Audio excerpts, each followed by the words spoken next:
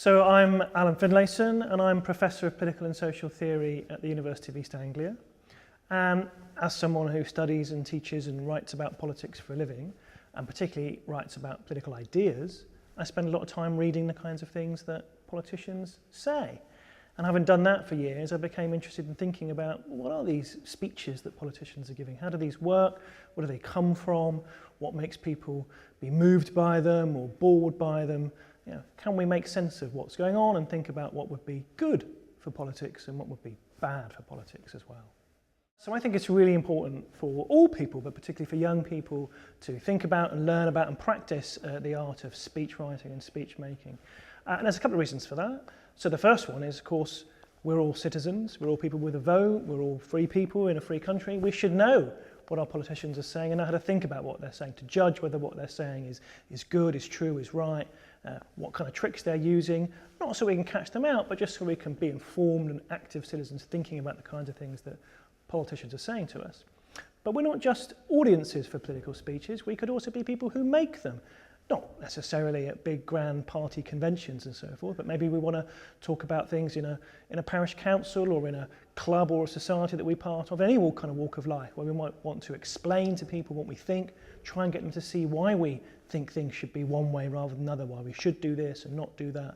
Everybody should have the ability to explain themselves clearly, make their case, advance their argument in a way that's going to attract the interest of people and maybe give them a chance of persuading them to agree with whatever it is that they're putting forward. And the more people can do that, the better it's going to be for the country, I think, for the culture. The more we can all step forward, say our piece and think about what the best course of action is. That's what we should all be trying to aim for.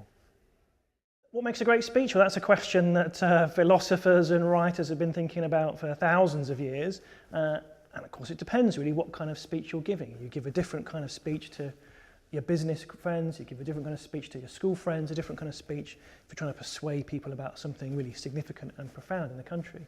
But what they're all trying to do is, first of all, get people interested. You want people to pay attention, to think that you're someone who's got something interesting to say, something informative. So that's the first thing a speech has got to do. It's got to make you interesting and make the audience interested in what you have to say.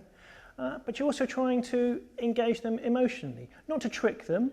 Sometimes people try and do that. That isn't a good thing to do. But you do want to engage people emotionally, whether that's making them amused, curious, angry, sympathetic, worried about something happening in the world and wanting to do something about it. But you're also trying to give them reasons. You're trying to give them reasons to think the same thing that you're thinking.